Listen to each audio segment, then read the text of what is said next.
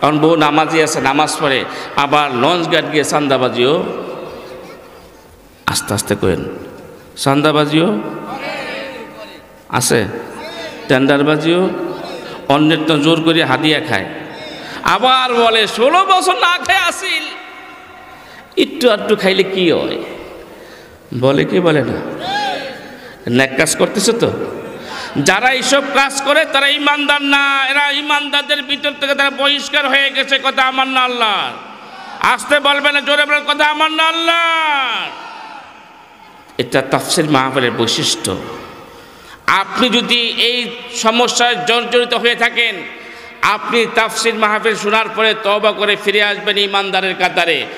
আর যদি মনে করেন যে না, কথা সহ্য হচ্ছে না, মরিচ লাগালে যেমন জলে অন্তর জ্বলা শুরু করে দিয়েছে, ধরে রাখতে পারেন আপনার মৃত্যু হলে আপনি আব্দুল্লাহ ইবনে উবাই ইবনে সুলুলের সাথে হাসর নসর হবে, কোনো সন্দেহ নাই, ঠিক কি না? আল্লাহ তাআলা বলছেন, আল্লাহ আমার রব, এই রবি আমার সব। সবাই আল্লাহ আমার রব, এই রবি আমার সব। দমে দমে তনু মনে তারি অনুভব, দমে। বন্ধুরা, চ্যানেলটি সাবস্ক্রাইব করুন। শক্তি কি আর আছে না রাইখা দিয়েছেন কারোর জন্য? নির্বাচন বহু দেরি আছে, সেই সময় স্লোগান দিবেন, এই জন্য শক্তি জমা করে লাভ নেই। যিনি শক্তি দিয়েছেন, কণ্ঠ দিয়েছেন, সুস্থ রেখেছেন, প্রশংসা হবে একমাত্র তার জন্য, ঠিক না? এবং শরীরের সমস্ত শক্তিটুকু ব্যয় করতে হবে একমাত্র তার জন্যই। এই জন্য আমি আবারও আপনার কাছে আহ্বান করছি, যে রব্বে কারিম আমাদেরকে সুস্থ রেখেছেন, তাফসীর মাহফিলে আসার তৌফিক দান করেছেন, সেই মালিকের দেওয়া শিখানো ভাষায়, মালিকের দেওয়া কণ্ঠে শুকরিয়া আদায় করছি। সকলেই বলছি আলহামদুলিল্লাহ। রব্বানা লাকাল হামদ হামদান কাসীরান তাইয়িবান মুবারাকান ফীহি। খুশি হয়েছেন কে?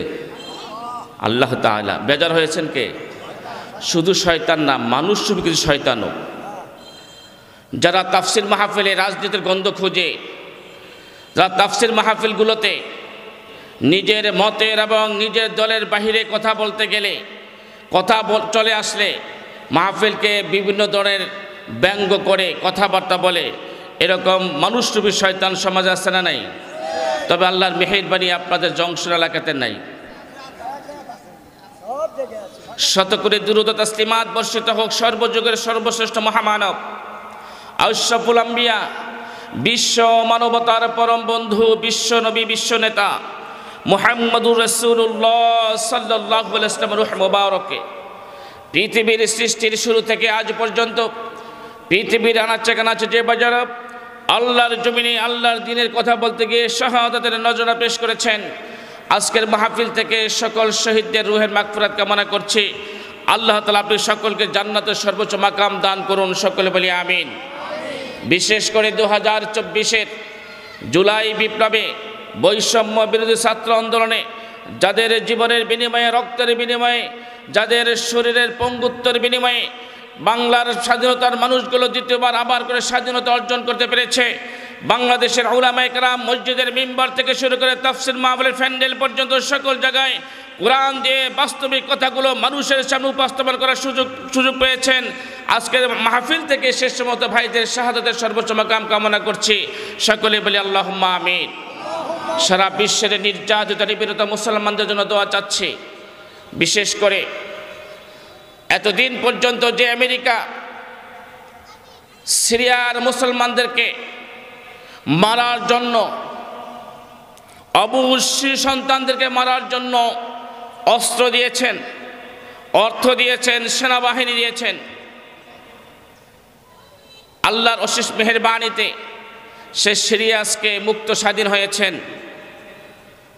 দুঃখের বিষয় হচ্ছে তোমরা অস্ত্র দিয়েছ, সেনাবাহিনী দিয়েছ, অর্থ দিয়েছ, ট্যাঙ্ক কামান দিয়েছ, কিন্তু সিরিয়াকে তোমরা নাস্তানাবুদ করতে পারো নাই। তোমাদের এই ষড়যন্ত্রের কারণে আল্লাহ তাআলা আমেরিকার ক্যালিফোর্নিয়ায় মাটির নিচ থেকে এমন ধাউ ধাউ করে আগুন জ্বালিয়ে দিয়েছেন, ক্যালিফোর্নিয়ার আমেরিকা নামক বিশিষ্ট অঞ্চলগুলোকে আল্লাহ তাআলা জ্বালিয়ে ছারখার করে দিয়েছেন। কতক্ষণ ঠিক কিনা? সেই আল্লাহ বর্তমানে আসছে না নাই? বাংলাদেশের জন্য আসছে না নাই? যারা 2024 সালের 5ই আগস্টের আগে আমাদের কথা বলতে দেও নাই, ভেবেছিলাম 5ই আগস্টের পরে কোরআন বিরোধী কোনো মুসলমানের সমাজ জাগ্রত হবে না, আবারও নতুন করে তাফসীর মাহফিলের বিরুদ্ধে ষড়যন্ত্র শুরু করে দিয়েছ। মনে রেখো যে ক্যালিফোর্নিয়াকে আগুন দিয়ে আল্লাহ ধ্বংস করে দিতে পারে, এই স্বাধীন সার্বভৌমত্ব বাংলাদেশকে আল্লাহ ধ্বংস করতে কোনো চিন্তা করবে না। কতক্ষণ ঠিক কিনা? অতএব কথা বলতে হবে সাবধানে, ইসলামের বিরুদ্ধে কথা বলতে হবে সাবধানে, কোরআনের বিরুদ্ধে কথা বলতে হবে সাবধানে। কতক্ষণ ঠিক কিনা? ফিরআউনকে আল্লাহ তাআলা ধ্বংস করেছেন, রেখে দিয়েছেন বিশ্বের সমস্ত জালেমদেরকে দেখানোর জন্য, ঠিক না? ফিরআউনকে ধ্বংস করেছেন নমরুদকে শিক্ষা দেওয়ার জন্য। নমরুদ শিক্ষা নেয় নাই, না নেওয়ার কারণে নমরুদকে আল্লাহ তাআলা অপমান অপদস্থ করে দুনিয়া থেকে বিদায় করেছেন, ঠিক কিনা? নমরুদকে শিক্ষা দিয়েছেন, এই শিক্ষা তাফসীর কোরআনের ভিতরে আল্লাহ উল্লেখ করেছেন আবু জেহেলকে শিক্ষা দেওয়ার জন্য। আবু জেহেল শিক্ষা গ্রহণ করে নাই, এই জন্য আবু জেহেলকে দুজন স্বাভাবিক শিশুর মাধ্যমে আল্লাহ তাআলা দুনিয়া থেকে বিদায় করে দিয়েছেন। এই শিক্ষা দিয়েছেন পৃথিবীর সমস্ত জালেম আর জুলুমবাজদের জন্য। কিয়ামত পর্যন্ত দুনিয়াতে যত জুলুমবাজরা আসবে তোমরা শিক্ষা নিবে, তোমরা আবু জেহেলের চাইতে অধিক শক্তিশালী জালেম বাচ্চা নাও। কতক্ষণ ঠিক কিনা? অতএব এখন বর্তমানে ভবিষ্যতে যারা সমাজের জালেম বাদশা হবে তাদের শিক্ষা গ্রহণ করা দরকার আছে না নাই? আছে না নাই? দীর্ঘ 16 বছর তোমরা পারো নাই, কিন্তু আল্লাহ তাআলা এমন সূক্ষ্মভাবে ছোট ছোট শিশুদের আন্দোলনের মাধ্যমে এই সমাজ থেকে কিছু জালেমকে বিদায় করে দিয়েছেন। কথা বলেন, ভবিষ্যতে মনে পারবে না। ছাত্ররা চেয়েছিল অধিকার, ঠিক কিনা? আল্লাহ তাআলা দিয়েছেন পদত্যাগ। তারা চেয়েছিল তাদের অধিকার, কিন্তু একটা শব্দের কারণে আল্লাহ তাআলা তাদেরকে এই দুনিয়া থেকে নাস্তানাবুদ করে দিয়েছেন। অতএব ভবিষ্যতে যারা আছো কোরআনের বিরুদ্ধে তোমরা গন্ধ খোঁজো, রাজনীতির গন্ধ খোঁজো, তোমাদের জন্য সাবধান হওয়া দরকার, ঠিক কিনা বলেন?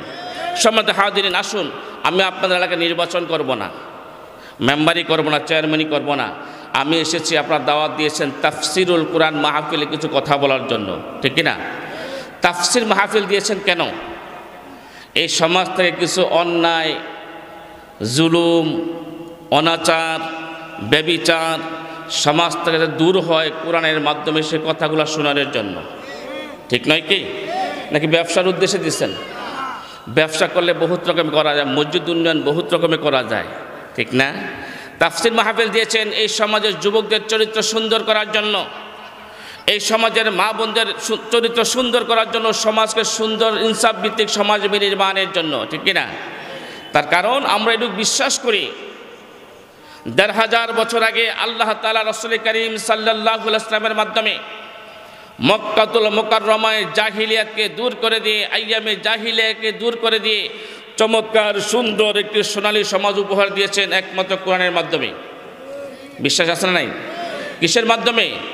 সেই কোরআন আজ আমাদের মাঝে আসছে না নাই? কিন্তু আমরা কি সমাজটাকে সুন্দর করতে পেরেছি? ইনসাফপূর্ণ সমাজ করতে পেরেছি?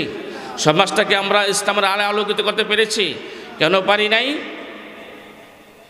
আমাদের ভিতরে যে সমস্যাটা আজকে জড়িত, সেই সমস্যাটা হচ্ছে আমরা কোরআনের ভিতরে রাজনীতির গন্ধ খুঁজি। কথা বলেন, কোরআনের ভিতরে মিস্টার আবু জেহেল মুহাম্মদকে বলেছিল, মুহাম্মদ তুমি নামাজ পড়ো, সমস্যা নামাজ পড়ো, উমরা করবে সমস্যা নেই উমরা করো, হজ করবে সমস্যা নেই তুমি হজ করো, তোমাদের থাকার ব্যবস্থা করব, যাতায়াতের ব্যবস্থা সুন্দর ব্যবস্থা করে দিব, তোমরা যা যা ইবাদত করতে চাও সব করো, কোনো সমস্যা নাই, কিন্তু লা ইলাহা ইল্লাল্লাহ এই স্লোগান তুমি মক্কার জমিনে তুমি ঘোষণা করো না, ঠিক কি না? তাহলে বোঝা যায় লা ইলাহা ইল্লাল্লাহর ভিতরে কিছু যৌক্তিক কিছু কথা আছে, যে কথা আবু জেহেল বুঝেছে, ঠিক কিনা বলেন? যে রাজনীতির স্লোগান, তার মানে হচ্ছে লা ইলাহা ইল্লাল্লাহ। আবু জেহেল তুমি শোনো, আমি তোমাকে মানি না, তোমার আইন মানি না, তোমার নীতি মানি না, তোমার সংবিধান মানি না, তোমার হুকুম মানি না, ইল্লাল্লাহ একমাত্র আল্লাহ ছাড়া। কথা ঠিক না ঠিক? আল্লাহ ছাড়া দুনিয়াতে কারো আইন মানি না, কারো হুকুম মানি না, কারো সংবিধান মানি না, যে ব্যক্তি এটা মানে না সে ব্যক্তি মুসলমান থাকতে লা ইলাহা কোরআনের ভিতরে আছে না নাই? মনে হয় নাই। আল্লাহর হাবিব সাল্লাল্লাহু আলাইহি সাল্লাম 40 বছর পর্যন্ত নবুয়তি পাওয়ার আগ পর্যন্ত সমাজের ভিতরে গান বাজনা বন্ধ করতে চাইছেন, পারে নাই, ঠিক কিনা? নেশা, মদ, জুয়া, রাহাজানি, মারামারি, যুদ্ধ, বিগ্রহ, অত্যাচার যা ছিল সব বন্ধ করতে চাইছেন, রাসূল পারে নাই। কেন পারে নাই? সেই সময় রাসূলের কাছে কোনো সংবিধান, কোনো রূপরেখা ছিল না, গাইডলাইন ছিল না। আল্লাহ তাআলা রাসূলকে ওহী বাণী পাঠিয়ে দিয়ে বলেছেন, মা কুনতা তাদরি মাল কিতাবু ওয়াল ঈমান, নবী হে আপনি জানতেন না এতদিন ঈমান কি জিনিস, সংবিধান কি জিনিস, মানুষকে চলার জন্য পথ পাথেয় কি জিনিস। আমি কোরআন দিয়েছি মানুষের সংবিধান হিসেবে, আপনি দাওয়াতি কাজ চালিয়ে যান। টুডে টুমোরে এই জমিনে আল্লাহর দিন প্রতিষ্ঠা হবে ইনশাআল্লাহ। নবুয়তি পাওয়ার 23 বছর পরে রাসূল বলেছেন, খৈরুল কুরুনি করনি, আমার যুগটা একটা সোনালী যুগ, চমৎকার যুগ। চিল্লায়া বলেন সুবহানাল্লাহ। তার রাসূল 53 বছর থেকে শুরু করে 63 বছর, এই 10 বছর সমাজ পরিচালনা করেছেন। সত্য না মিথ্যা? রাসূল মদিনার ইসলামী রাষ্ট্রের রাষ্ট্রপ্রধান ছিল। সত্য না মিথ্যা? বিশ্বাস আছে না নাই? যে ব্যক্তি বিশ্বাস করবে না, কথা বলেন, ঈমান থাকবে? রাসূল মদিনা নামক একটি ইসলামী রাষ্ট্র কায়েম করেছেন, যার সংবিধান ছিল কোরআন। যেই সংবিধান সমাজে যখন বাস্তবায়ন হয়ে গেছে, চোর চুরি ছেড়ে দিয়েছে, দর্শনকারী দর্শন ছেড়ে দিয়েছে, রাহাজানি ছেড়ে দিয়েছে, ঠিক কিনা? আজকে সেই কোরআন আপনার ঘরে আছে, আমার ঘরে আছে, আপনার মসজিদে আছে, আমার মসজিদে আছে, সেই কোরআন দিয়ে কথা বলা হচ্ছে। অথচ দিন দিন চুরি, ডাকাতি, চাঁদাবাজি, টেন্ডারবাজি, দুর্নীতিবাজ দিন দিন বেড়ে যাচ্ছে, কতক্ষণ, ঠিক কিনা? কেন? সেটা হচ্ছে কোরআন যা বলেছে তা শুধুমাত্র আমরা পড়ি আর চোখের পানি ছাড়ি, কিন্তু কোরআন দিয়ে আমি অন্তর পরীক্ষা করছি না, কোরআন দিয়ে সমাজ পরিচালনা করছি না, কোরআন দিয়ে পরিবার পরিচালনা করছি না, কোরআন দিয়ে রাজনীতি, সমাজনীতি, অর্থনীতি, পররাষ্ট্রনীতি আমরা পরিচালনা করতে পারছি না। বিধায় কোরআন আমাদের সমাজে কোনো উপকারে আসতেছে না। কথা ঠিক না? ঠিক। আপনাদের মসজিদের ইমাম সাহেব জুমায় খুতবা দিলেন, গান বাজনা চালানো হালাল, আপনারা কি মেনে নেবেন? গান বাজনা সবাই বলেন। ইমাম সাহেব বললেন, এই মহল্লায় যদি কোনো বিয়ে বাড়িতে গান বাজনা চালায় আমি বিয়ের দাওয়াত খাবো না। ইমাম সাহেবের কথায় কোনো বাড়ির বিয়ে বন্ধ হয়েছে? কেন? ইমাম সাহেবের বক্তব্য, খতিব সাহেবের বক্তব্য মসজিদ পর্যন্তই। তার কারণ মসজিদের বাহিরে যে সমাজ আছে সেই সমাজ ইমাম সাহেবের কথায় চলে না, ঠিক কিনা বলেন? সেই সমাজে আরেকজন ইমাম আছে, যে ইমামে মানুষের কাঠ চুরি করে খায়, যে ইমামে জেলে কাঠ চুরি করে